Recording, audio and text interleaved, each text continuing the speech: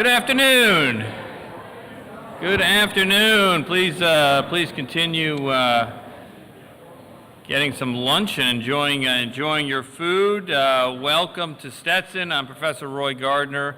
I'm the director of the Institute for Biodiversity Law and Policy, and it's my pleasure to welcome you to the 6th annual Environmental Law Institute Stetson Wetlands Workshop. And we are starting off today with, as we typically do, with the Edward and Bonnie Foreman Biodiversity Lecture. And so this is our third Foreman Biodiversity Lecture of the semester, our final one, and really delighted to have a friend and colleague, Siobhan Fennessy, join us.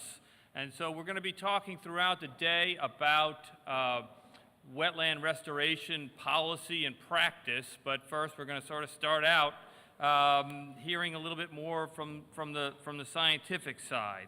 And Siobhan Fennessy is the Jordan Professor of Biology and Environmental Studies at Kenyon College, where she teaches and conducts research on inland and coastal wetlands, their biodiversity, ecosystem services, and restoration. She received her PhD working with Bill Mitch at The Ohio State University, and has been a Fulbright scholar, has worked all around the world, including Tour du Vala in France. We have worked most recently on the Ramsar Convention's scientific advisory body, the STRP, the Scientific and Technical Review Panel. So this body advises the 170 countries that are members of the Ramsar Convention on Wetlands, which is a treaty devoted to wetland conservation. And so we just had our big conference of the parties where once every 3 years everybody gets together. And Siobhan is one of the lead authors of the Global Wetland Outlook, which is a report on the state of the world's wetlands. Spoiler alert, not so good, not so good. But one of the things that we have in there are response actions, and because it just can't be all doom and gloom. We need to have some positive steps that we can take, and one of them is wetland restoration, which she'll be talking about. But her experience is not only at the university and with Ramsar and with other institutions, educational institutions, but also with something that most people haven't heard of unless you're in my International Environmental Law class, which is IPBES, which is the Intergovernmental Platform on Biodiversity and Ecosystem Services. Who has heard of IPBES? Ah, excellent, a smattering of people, my students, yes. Fantastic. So IPBES is supposed to be, who has heard of the IPCC, which is the Intergovernmental Panel on Climate Change? Ah, yeah, okay, so more people, right? So that's the gold standard for climate change. Well, IPBES is the gold standard for biodiversity and ecosystem services. And so Siobhan was also a lead author on the Americas assessment on biodiversity, and also an author on the land degradation and restoration assessment. But it's not just international. She also is part of the National Academy's committee reviewing progress on the restoration of Florida's Everglades. So we're really delighted and honored to have her with us. Please welcome Siobhan Fennessy.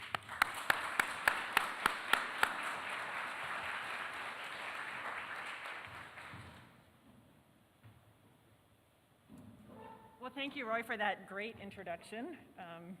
And I just want to thank everybody for the invitation, for being here today. I've really been looking forward to it and talking about some of these very important issues. Your campus is beautiful, so we're enjoying that as well. And it's going to snow in Ohio, where I'm from, this weekend, so I'm doubly happy to be here.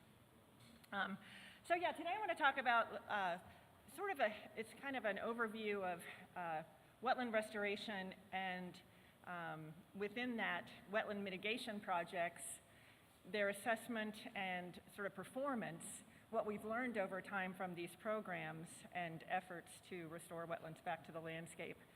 And I'll see if this will work. So this is probably not news to anyone, but in the US as globally, we've lost a whole lot of the wetlands that we had at the time of European settlement. This is maybe a low estimate, but the estimate is that we've lost about 55% of the US wetlands since that time. In some of the agricultural regions, the red states, for example, the losses are much, much higher. Ohio is number 2. We've lost 90% of our wetlands, California 91%. Florida's lost the most acreage overall. And coastal wetlands have had a lot of impacts, but most of the wetlands that we have are freshwater systems, and they provide a whole lot of benefits to us in all kinds of ways, which I'll talk about as well. There is some good news about wetland losses in the US at least, and that is the rate of loss is decreasing. So we're losing fewer overall year by year. And so this is just looking from the 1950s to 2009. This is a report put out periodically by the US Fish and Wildlife Service, status and trends of wetlands in the US. And as you can see, we've continuously decreased the amount we're losing to the point that we had actually a gain of wetland acres from 98 to 2004. This is actually very controversial because the reason we had the gain was because the Fish and Wildlife Service changed the definition of what would be included in the assessment, and they started to include things like farm ponds, golf course ponds, so people were not especially happy about that change in definition, but that gave us a bit of an increase. And but overall, the trends are going in the right direction, and a lot of that has to do with the wetland policy we have nationally and what we call the no net loss policy, which I'll mention again in a minute. Regionally, as I mentioned before, we have a lot of variation in wetland losses, and so places that have been especially hard hit are these upper Midwest agricultural regions and the prairie potholes, the lower Mississippi Valley, Florida and the Southeast, terrible losses, and San Francisco Bay Area. And I just wanted to give an example of that, which is Ohio-based, because I know you can't learn enough about Ohio. Am I right? It's a fascinating sweet spot of the country, if you're inland. So here's Ohio. It's, we have the northern part of Ohio is in the Lake Erie watershed. And a former lake plain used to be about an 8-county area, 3 million acres of wetland that was called the Great Black Swamp. And it was formidable, apparently. Deep swamps and troublesome marshes, horses at every step are wading up to their knees. So a barrier to settling, a barrier to progress, it was viewed, and pretty systematically has been destroyed. And so the swamps drained and trees cut. It's now one of the best agricultural areas that we have in Ohio, incredibly good soils that grow enormous amounts of food. But two things happen when you drain huge regional wetland complexes like this. One is you lose those ecosystem services that wetlands provide, and you switch over to farming, which then promotes or fosters, I guess, allows the runoff of nutrients and other agricultural chemicals. And so we have the loss of those wetlands and the conversion to farmland led to all kinds of downstream water quality issues. This is Lake Erie as seen from space. And as a friend of mine said, if you can see the algal bloom from space, it's never good. And so here we have a harmful algal bloom. They happen a lot in Lake Erie, just like they do here in Florida. This was a particularly toxic, noxious one, and it allowed, or it shut down water intake for drinking water supplies for many days for over 500,000 people. And so real consequences downstream to the loss of wetlands and the benefits they provide. We have lost a lot of biodiversity. There's sadly lots and lots of examples I could give. This is a recent one, the Living Planet report, using Living Planet Index data. From 1970 to 2012, which is within the bounds of my lifetime, and I'm really not that old, I'd like to point out. But it shows the decline in vertebrate species just as one example. And so we have vertebrate species lost, but take a particular look at the freshwater vertebrates. Over that short time period, we've lost 81% of the populations of these species, more than twice as much as we've lost for terrestrial and marine systems, noting that some of those marine vertebrates would also be wetland-dependent species.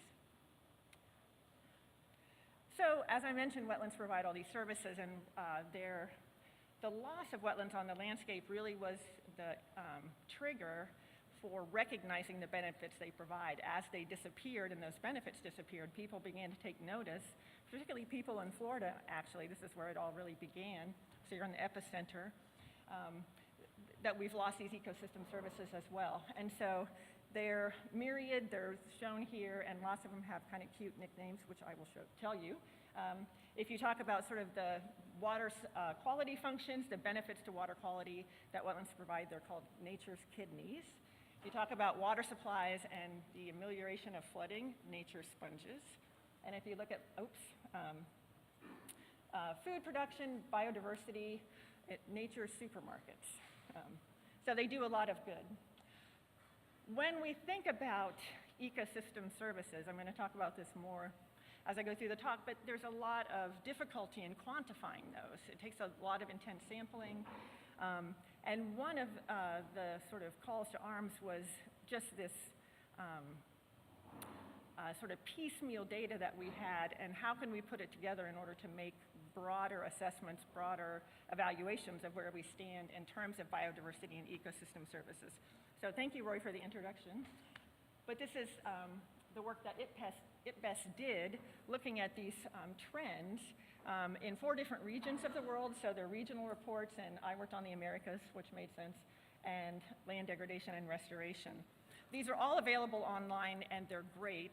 So there's a great deal of really valuable information in them. But one of the things we did is look at, for the Americas, for example, what are the trends in ecosystem services that we have overall? And so this is not wetland specific, although wetlands were part of it. And so here we have what the biomes or the habitat types that were assessed. And so we can look at those 14 different habitat types or biomes.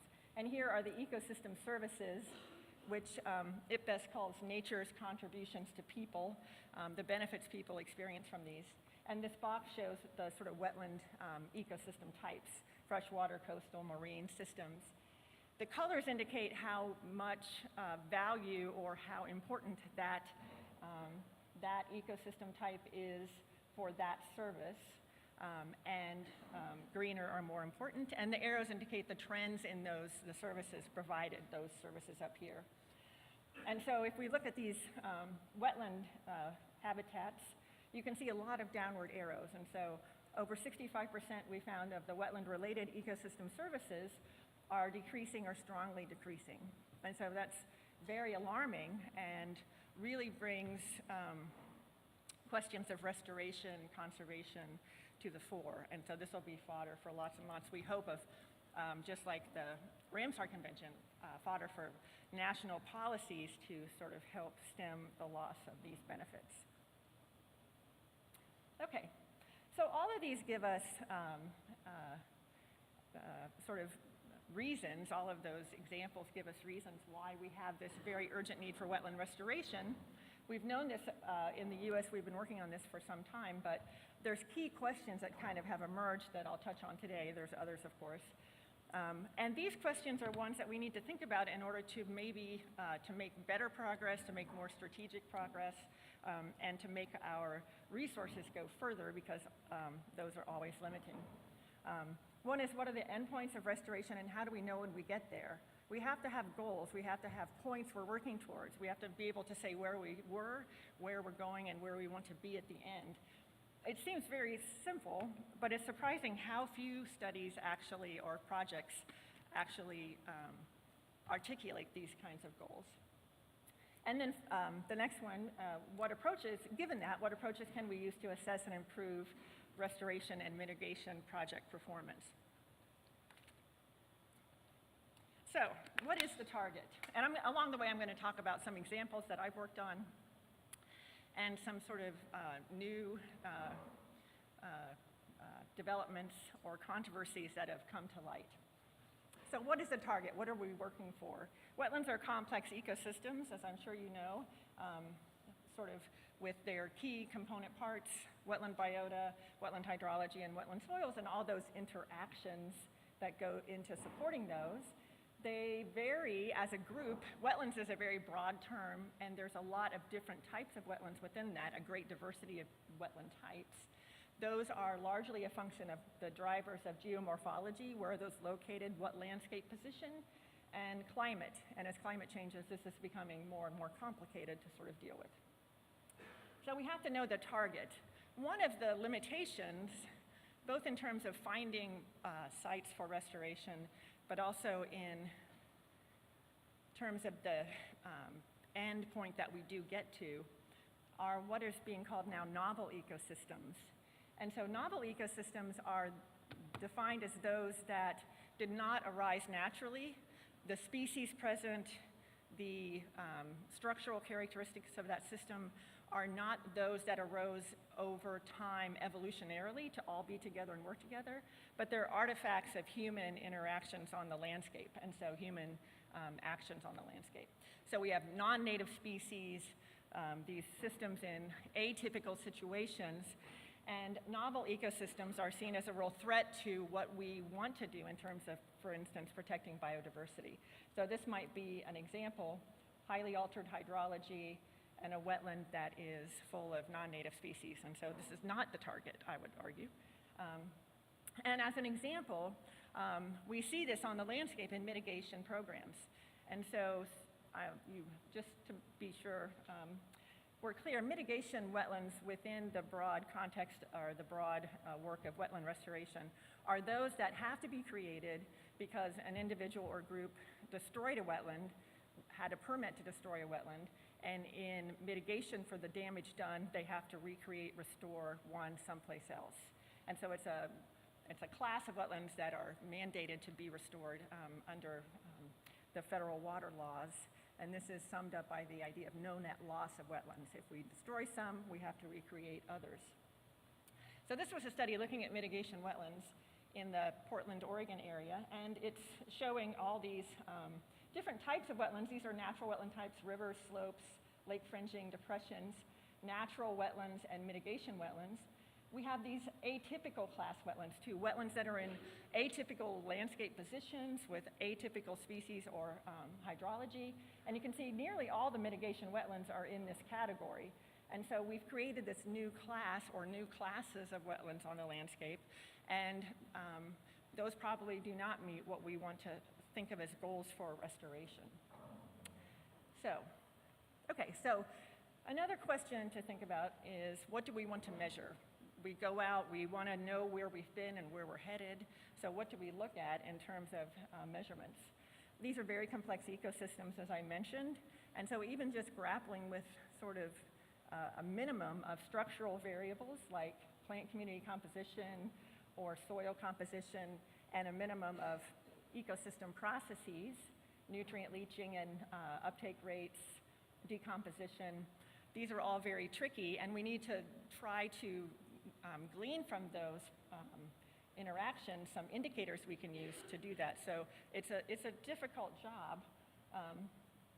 And we set out, this is another example of an early study on wetland mitigation, looking at site level assessments, sort of site-based assessments, using just the structural indicators, like what are the plants out there, what's the soil out there. And in this case, we had 10 mitigation sites, 10 natural sites. The natural sites were located along this range of disturbance, the very most disturbed to the very least disturbed, this big range here. And we wanted to know, where do the mitigation sites, the restored wetlands, stack up? They're probably not going to be up here, but hopefully they'll be down here someplace, and we'll be improving over time. What we found is they didn't even really land on the map. They're kind of over here someplace, and very, very different characteristics. I'm just going to touch on this briefly, but this is just the data to support that. The blue numbers are natural wetland sites, the red are mitigation sites, and you can see all of the mitigation sites are essentially down here on their own. So again, we've created this sort of atypical group of sites that don't really look like natural wetlands, at least right now. So this was done in the 90s, way back in the 90s. And so we have made a lot of progress since then, but this is some of what we found in the early days. Okay, that's looking at structural variabilities. If we want to move our structural variables, sort of what does it look like?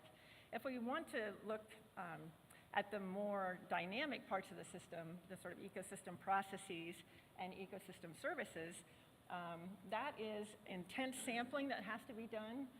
It's a highly variable system, so there's a lot of noise in the data, and so this takes a lot more resources and time to accomplish. But it's valuable in terms of learning how better to create or restore wetlands. We did another study in Ohio, sort of following on from that first one, looking at those ecosystem processes and services over time. So how do these sites improve over time, or do they? And so we have here three sort of groups of wetlands: very young sites, just a year or two old, intermediate 10 to 12 years, and the oldest we could find at the time are 30 to 40 years old, and then compare those also to natural sites. And so we found there was some good news in this study. This is kind of a model of what you would hope to see in wetland restoration. The service or ecosystem quality here over time. This is the restored site in blue, moving up and eventually intersecting with the red line, which is what the natural sites would look like. Of course, there's some variation around here, but this is sort of our model of what success looks like. And we can see with the soil carbon storage in wetlands, hugely important for, say, climate mitigation. We did see that trajectory of improvement. So we have young, intermediate, old, and natural, and you can see the stair step so that the oldest sites really have reached the level of the natural sites, and so this was seen as success. Great performance with respect to this function. We had less success in others, and so this is also just to recognize that these systems are complex and not every part of the system recovers at the same rate. So this is looking at nitrogen processing, how much nitrogen a site can take up, which is crucial for downstream water quality. And you can see the three mitigation groups, young, medium, old, didn't really do much and were far less than the natural site. So we have to be aware, too, of that as sort of differential response among ecosystem components. Okay, so we want to scale up, too. These have all been site-specific kind of studies or groups of sites. And so one way to scale up is to look at watershed, take a watershed view of restoration. This is a really profitable approach, I think. But this is looking at, I'm going to just give an example of the Cuyahoga River watershed, also in the Great Lakes region. It's the watershed that flows through Cleveland into Lake Erie. It's very famous because it used to catch on fire repeatedly. And actually, lots of rivers caught on fire in the day last century because of industrial pollution, petroleum, oil, debris in the river that would float. People would drive, or trains would drive across these bridges, and sparks would fly and ignite the river, and then people would just go put the river out. Well, this happened a lot, but it happened in the late 60s, early 70s. There was a particularly big fire, and it was at a time when environmental awareness was coming to the fore, and people were really looking for ways to try to affect environmental protection. And this is, I like to say, sort of a spark that caused some of this movement to happen. So we have, from this, big pressure to get things passed like the Clean Water Act. And so this was a really important sort of event in the environmental history. So if we want to look at the watershed scale, though, there's all kinds of ways we can think about restoration, and that, again, depends on where we want to end up, what's our target. And so if we look at any given watershed, we have existing wetlands here, and the former wetlands that have been drained. Those are the sort of lighter ones. And we can think about restoration programs that would sort of build on the existing wetlands and try to provide benefits in terms of different ecosystem services. So if you're looking at biodiversity services, you might restore some of these that are shown here. Those would be your most strategic locations. If you want to abate floods, you would put them down lower in the watershed. If you want clean water, you would put them strategically sort of in the middle, so everything has to filter through there. Then you can pick your priority restoration sites and go from there. And so this is becoming a way to really scale up, and because these services accrue with the watershed scale, you have to think about that complex of wetlands, the full complement, and what they're doing in the aggregate. And this is just that example of the Cuyahoga River watershed. So this is the watershed. Cleveland's up here, Akron's here. There's a national park here, and then the sort of dogleg, which is farmland and natural area. And some of it's quite beautiful. But this is a map showing the sites that we did a study just to look at which sites are suitable for restoration. We're not going to tear down downtown Cleveland to build wetlands, so we put that off the table. We looked only where there are hydric soils, appropriate wetland soils, and then we prioritize those based on what kind of hydrology they would have, how much water flow, and where they're located in order to sort of maximize their downstream water quality benefits in this case. So the greener this is maybe hard to see out there, but the greener the map pixels show, the more suitable, the more benefit you might get from a wetland restoration in this case. And this we hope can be used by people working in this watershed, for example, to locate projects. If we need a mitigation bank, where should it go? If we need mitigation projects, where could they go that would really be beneficial? And get around thinking about this on a site-by-site basis. Okay, then we can think, this is getting to my last example, think about scaling up again and going to the national level. And so there's a lot of interest in mitigation, the mitigation program generally. Is it really replacing what we think we're losing? Are we getting back the same benefits in the mitigation sites that we lost from the natural sites? And so Rebecca is here, and we'll talk later, but this was a study that was initiated by the Environmental Law Institute to evaluate mitigation performance at the scale of the 48 states. And so that's an ambitious idea. And what they did in leveraging, or in sort of making this possible, this kind of national scale assessment, is to leverage the National Wetland Condition Assessment data. And so this is the NWCA, the National Wetland Condition Assessment. And that was a study, or is an ongoing effort by US EPA to systematically evaluate the condition of the nation's waters. They've done stream ecosystems a few different times. They've done lakes, they've done rivers, they've done coastal zones, and wetlands.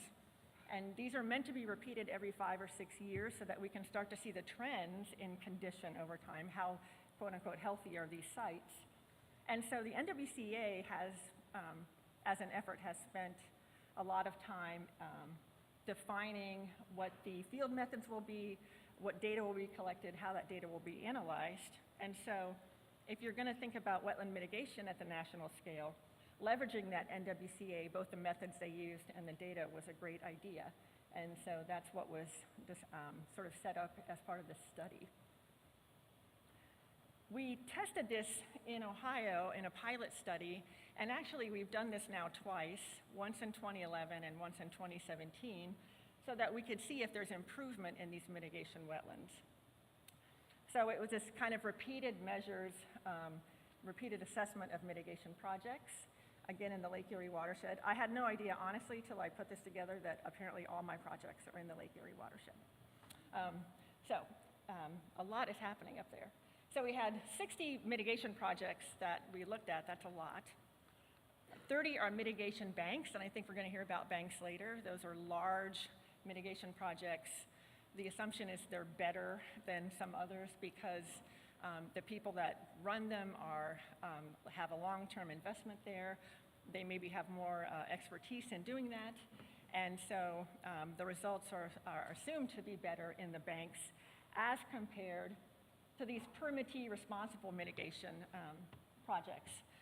These are individual-based, sort of site-by-site projects.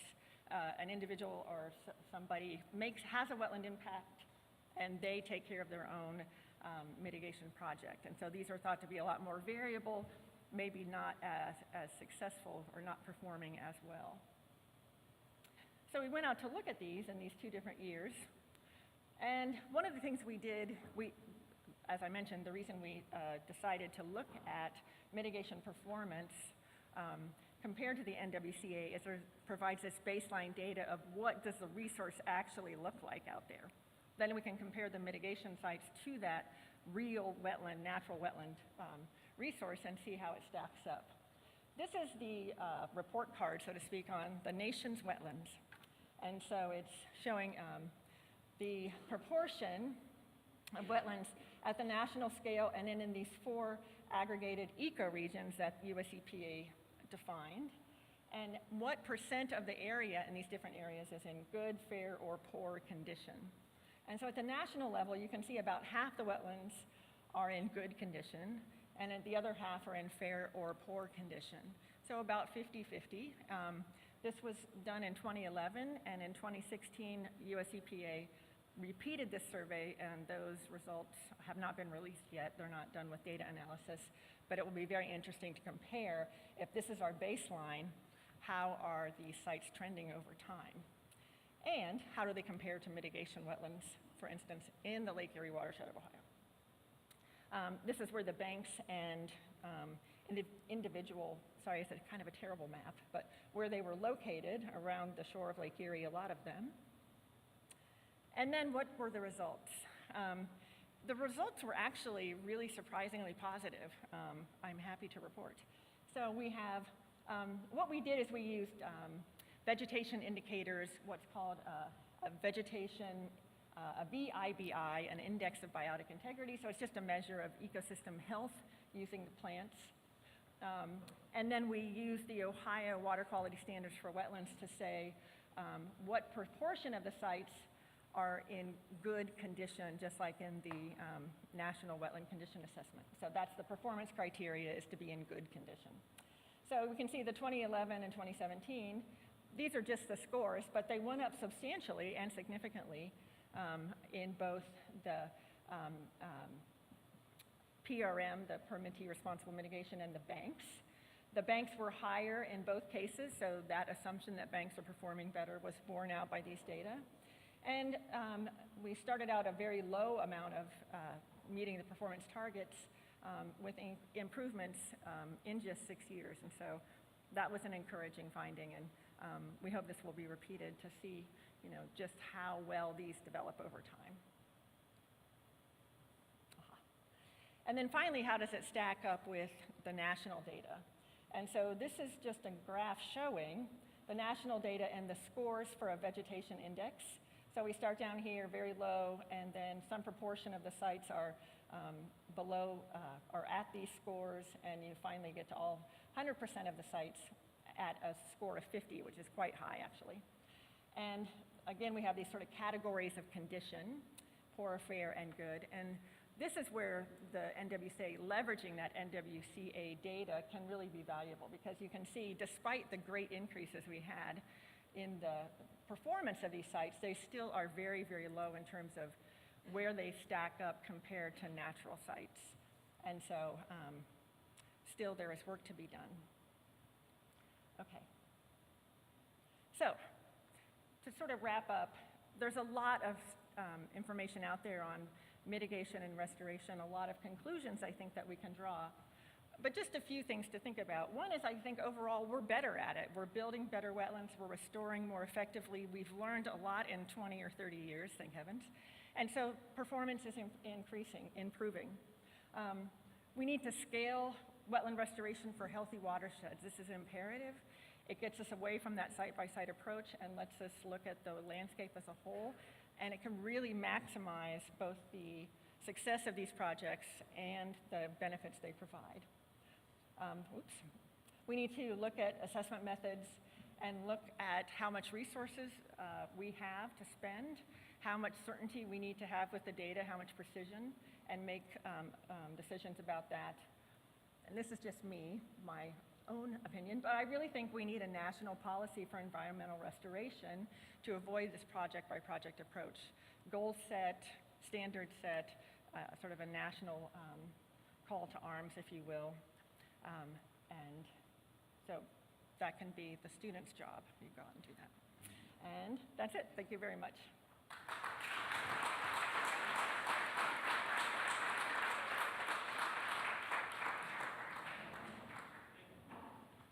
Thank you very much, Siobhan, for a great talk. I'd like to open it up for questions or comments. And if you could please identify yourself when you do have a question or comment. Good afternoon, Gary Rollerson, Tampa Bay Estuary Program. Thank you so much for the talk.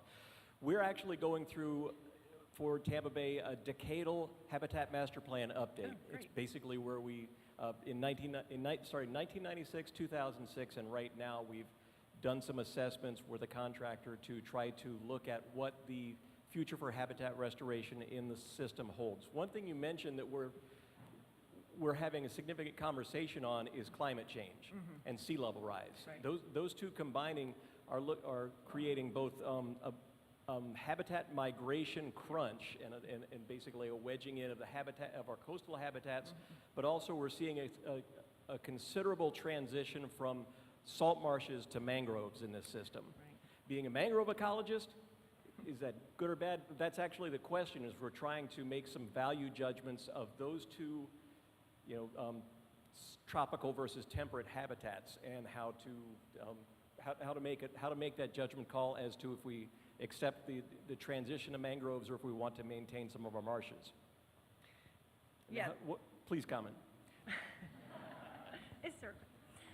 Yeah, that's really interesting. And, we're just in uncharted territory. And I think the notion, the way in which we think about restoration generally has to shift, because this idea that we started with, that we can get back to some pre-disturbance condition and we'll take away the stressors and the system will respond and we'll get back to, when restoration ecology started, the idea in the U.S. was we would have pre-Columbian, ecosystem. Well, we don't even comment on that. But yeah, so the baseline is shifting, and where we're going to end up is very different from where we started. And so these kind of decisions are really difficult because you can't really tag them to where we've been anymore. And for restoration, like in the Everglades, it's a very dynamic system that's shifting constantly. So if we think about what's the target, what are we trying to get to? The target used to be here, but now it's moving because of climate change. And so somebody commented that it's like in hockey. You don't skate to the puck, you skate to where the puck's going to be. And so that's just the kind of planning you're talking about is exactly right. And it has to involve judgments. What can we do here? What's best for this place? Because, trying to recreate maybe historical conditions or historical habitat, that sort of array of historical habitats may not be possible. So it sounds just right, what you're thinking about. Yeah, so we're looking for the Wayne Gretzky of wetland mitigation. Thank you. Until your answer, I thought we were hearing an argument against novel wetland growth. I'm not so sure now after that answer. Is there a compelling argument against the expansion of novel wetlands? Well, it's very hotly debated in the scientific community right now across all different ecosystem types, not just wetlands. And I honestly think we have to accept it because there's little chance that we're not going to have them. They arise on their own because of human disturbance and changes in the landscape and invasion of species that are not native. I don't know if any of you have ever worked on projects trying to get rid of invasive species. It's a Sisyphusian task. You can't really do that. And so, to some extent, we are going to have a different kind of world than from whence we came. But that said, I think there's a lot we can think about now that we're aware of these issues in terms of how we design restoration programs and projects so that we do the best we can to try to recreate, restore what would have been a more natural habitat type. And so some of these really, the projects are almost silly the way they were put on the ground in the earlier days especially. And so I think we're stuck with it, and doing the best we can within that is fine. Is where we are. We just have to do that. Hi, Dave Urban from Ecosystem Investment Partners. Given the emphasis that we place on biodiversity and the fact that a lot of mitigation, by definition, as you put something new in the ground that's very young, is through some of your research, are you seeing things that can be done to help accelerate biodiversity in a very, very young system that is, by definition, what happens in a restoration project? Yeah. Yeah, there are definitely techniques, I think, that can be employed. one, for wetlands, water is obviously critical, and so flow-through systems that get sort of a constant input of actually microbial communities that are those are the little things that run the world, and so seeding a system with microbial sort of inocula can be very effective at sort of jump-starting some of those processes, for example, that can lead to better habitat and better species diversity.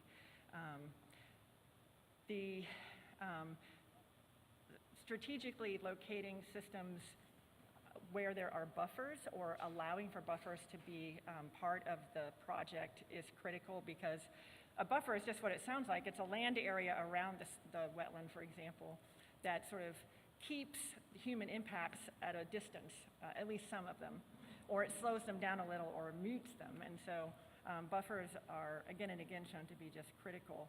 We don't have any legal sort of hook into that because buffers are not protected mostly. But if they can be established and counted as part of the project, they make a world of difference.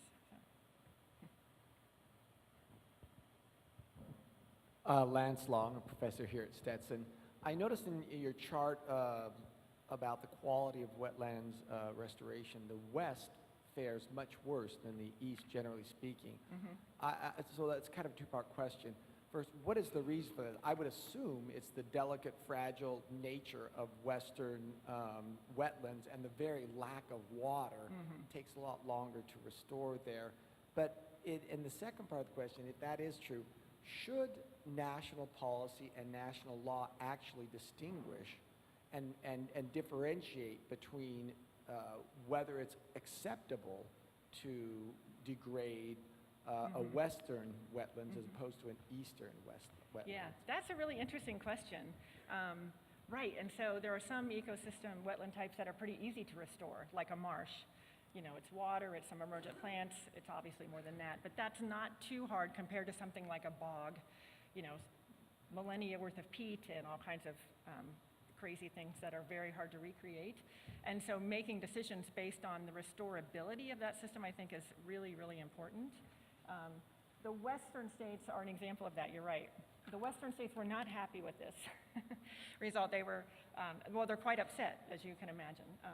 And in the second round of this survey, they did sort of an intensification, more sample points in the West to see if this could be verified and what some of those issues might be. The stressors there are water. You're absolutely right. There's not a lot of water to start with in many of these states. It depends on where you are exactly. And that water is under such demand by human populations, and so that was a real limitation or a real disturbance to those systems that really decreased their overall health or condition. Exactly right. Good afternoon. I'm David John. I'm the President and CEO of the Wetlands Bank Company. We have 8 mitigation bank and stream mitigation banks through the southeast of the United States. I want to raise an issue that bankers have been pondering on for a while and no one wants to talk about, but in relation to what we're discussing here about change of success criteria. Like other mitigation bankers have projects in the ground that have been in there for 20 years or more and still operating as a mitigation bank. It's clear to us that there is a change in climate that's causing change in success criteria evaluation. Is anyone from the EPA or from the Corps here? I raised this issue informally in Washington a few months ago in a very informal situation with some of my colleagues from the Corps and EPA. And without mentioning names, I was reminded that they can't discuss changing in success criteria based on climate change because there's no such thing acknowledged by the administration.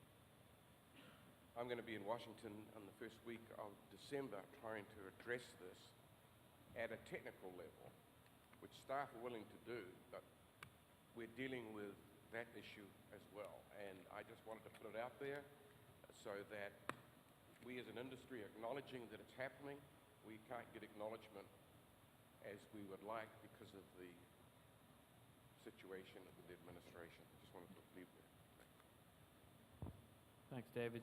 You want to comment on that, Siobhan, at all? Terms of perhaps the importance or the challenge with getting policymakers to recognize science or take science into account in developing policy. That's an easy one. No. I'm speechless for that question. Yeah, it's a tough time on that, I think, and sort of watching the erosion of the role of science in the public sphere and the erosion of the standing of scientific work is disheartening.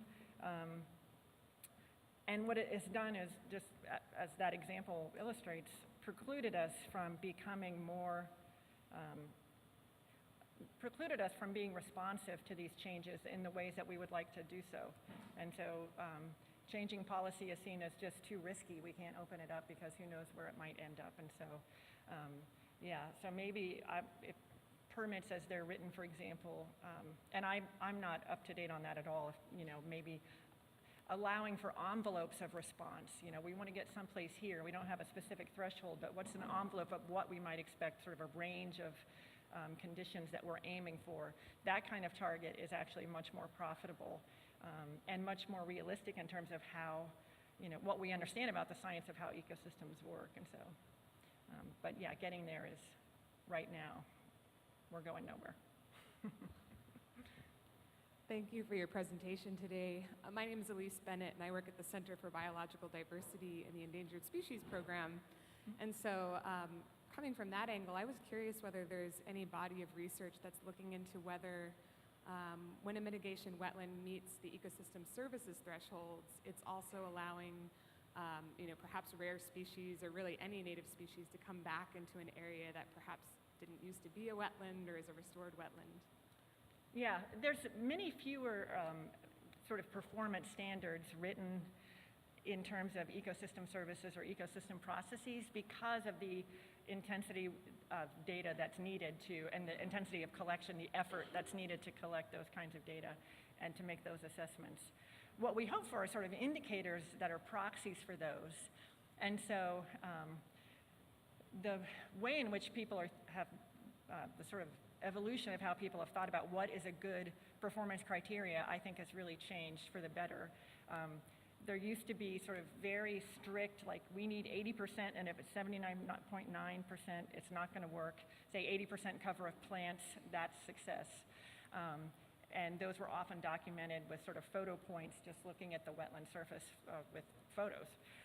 And so we've come a long way in sort of making those, and as the science has progressed, I think better and better indicators are available that people can use that can make some estimates then of ecosystem services. And there's some ways you can do that. We can talk about that later maybe, which are pretty interesting using what are called landscape profiles or watershed profiles. Thank you for a great talk. My name is Luca Marazzi. I work at Florida International University. Can you comment on how these projects affect stakeholders? So do you see conflicts of interests or convergence of interests between stakeholders who can benefit or be negatively impacted by restoration? Yeah, that's interesting. That's a good question. I haven't experienced that much myself, sort of more on the science side than the operation side, not dealing with permits directly and things like that. There are always concerns among people about whether they want that system to be next door to them, fear about what it will bring in, mosquitoes, diseases. So things like that are very, very much sort of the limit of what I've heard about. So I haven't been part of processes, which I know are happening, to sort of bring together stakeholders in order to say, what do we want this to be? Thinking about that watershed idea and sort of strategizing restoration at the watershed level, that kind of stakeholder involvement would be critical because they, as a group of people, that's where you live. What do we want this to look like? Do we have water quality problems that we want to correct, or do we want more diversity? Or what are the values that we place on these things that we can sort of prioritize in our restoration? So.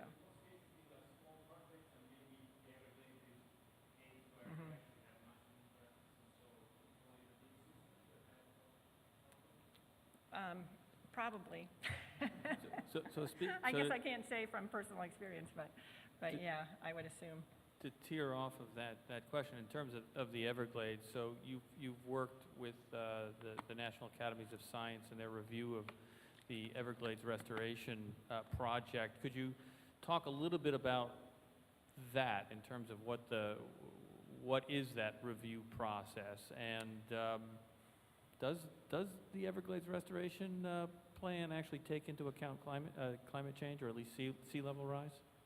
Yeah, so when the Yellow Book, as it's called, the sort of plan and agreement for what the Everglades restoration would look like was put in place, and the funding came through from the national government.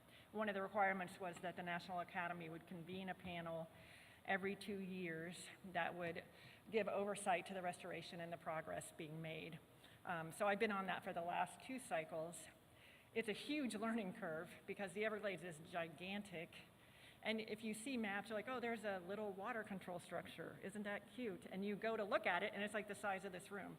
And so it's the engineering and the amount of water moving around is really formidable.